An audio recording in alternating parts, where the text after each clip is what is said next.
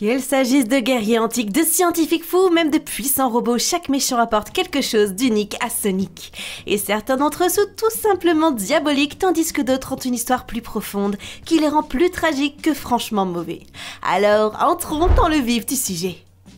La tribu des échidnés de Pachacamac. Avant même d'aborder les ennemis modernes de Sonic, nous devons parler des anciens, les émeraudes du chaos. Ces gemmes incroyablement puissantes ont été combinées pour former l'émeraude maîtresse, qui confère à son détenteur un pouvoir énorme. La tribu des échidnés, dirigée par Pachacamac, voulait utiliser ce pouvoir pour elle-même. Mais la tribu des hiboux, dirigée par l'Onclo, savait qu'un tel pouvoir entre de mauvaises mains serait dangereux. Ils s'emparèrent donc de l'émeraude maîtresse et la cachèrent. Pachacamac, lui, ne se souciait pas des risques. Il entraîna Knuckles à devenir un guerrier et mena sa tribu à la recherche de l'émeraude maîtresse. Ils ont même attaqué la maison de l'Onclo pour atteindre Sonic, croyant qu'il connaissait l'emplacement de l'émeraude. Au cours de cette attaque, la tribu de Pachacamac a blessé l'Onclo, la forçant à envoyer Sonic à travers un portail d'anneaux pour le mettre à l'abri. Lui et ses guerriers pensaient peut-être faire ce qu'il fallait pour leur peuple, mais en réalité ils étaient aveuglés par leur soif de pouvoir, et cela s'est mal terminé pour eux.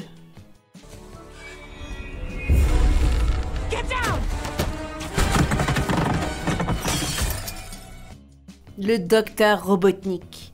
C'est le savant fou par excellence. Bien sûr, on ne peut pas parler de méchant sans parler du docteur Ivo Robotnik, alias Eggman.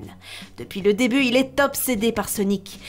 Génie au QI élevé, il était à l'origine un scientifique travaillant pour l'armée américaine. Mais dès qu'il a découvert les pouvoirs de Sonic, il est devenu obsédé par l'idée de le capturer et de l'étudier.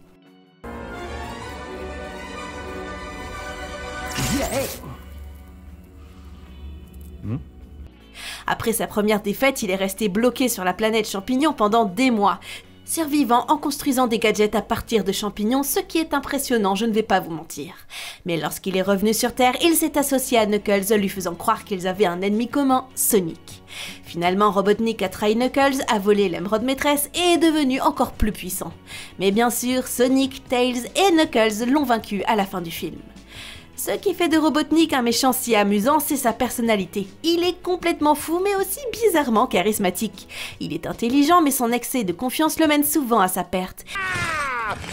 That's what I call mentascaping. That's elder abuse. Et même s'il est diabolique, il a encore un peu d'humanité en lui. Cela a été prouvé lorsqu'il s'est retourné contre Gérald pour sauver la Terre. Gérald Robotnik. C'est ici que les choses deviennent vraiment sombres. Si vous pensiez que le docteur Robotnik était mauvais, attendez d'entendre parler de son grand-père, le professeur Gérald Robotnik. J'ai toujours eu le sentiment que quelque chose n'allait pas chez lui et j'avais raison. Gérald était autrefois le plus grand scientifique de son temps. Il a été recruté par le gouvernement pour travailler sur le projet Shadow, où il a étudié Shadow qui possédait une immense énergie de chaos. Mais les choses ont pris une tournure tragique lorsque le gouvernement a pris peur du pouvoir de Shadow. Il tenta de mettre fin au projet, ce qui provoqua un désastre qui entraîna la disparition de Maria, la petite fille bien-aimée de Gérald. Maria!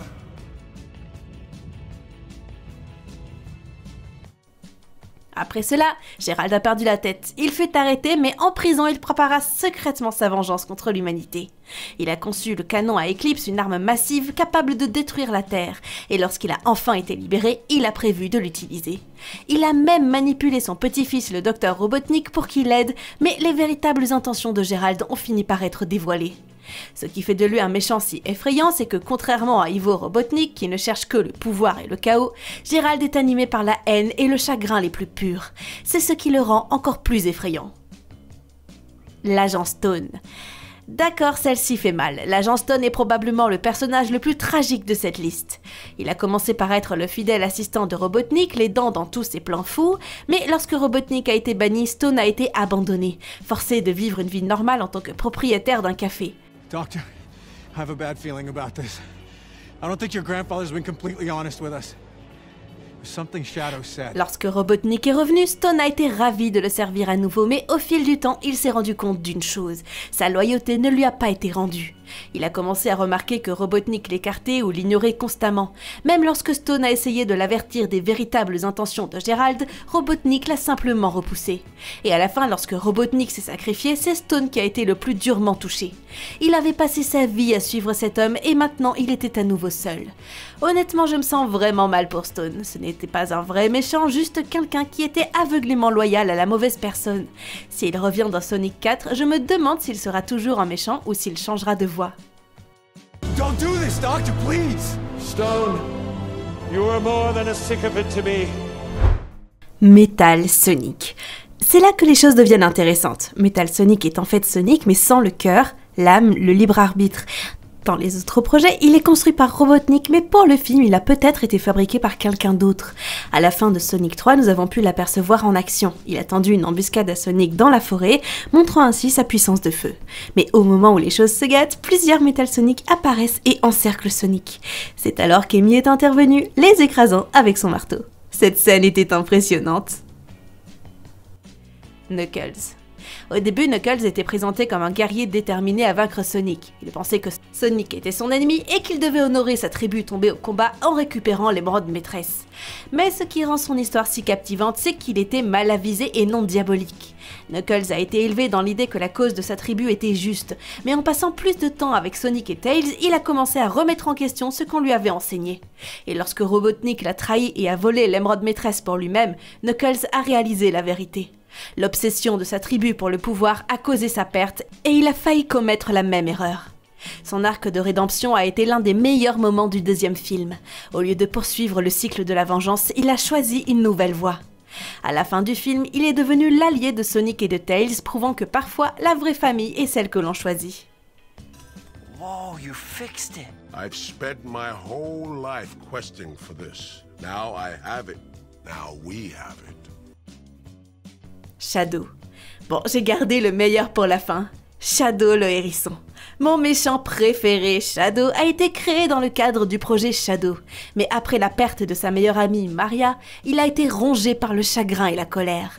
Il a été congelé pendant 50 ans avant d'être libéré par Gerald, qui l'a manipulé en lui faisant croire que l'humanité devait payer pour la mort de Maria.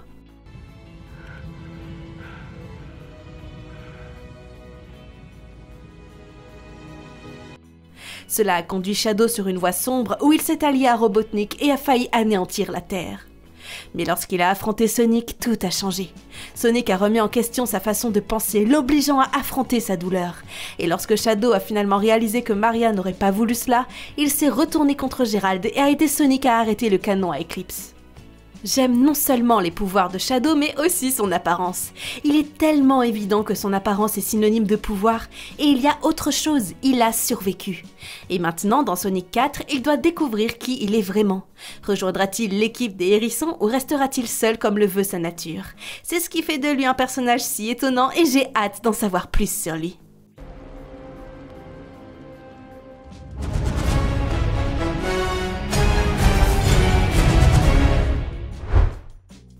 Et voilà, la vidéo se termine ici. Si vous l'avez appréciée, n'oubliez pas de vous abonner à la chaîne, de liker la vidéo et de me faire part de votre méchant préféré dans les commentaires.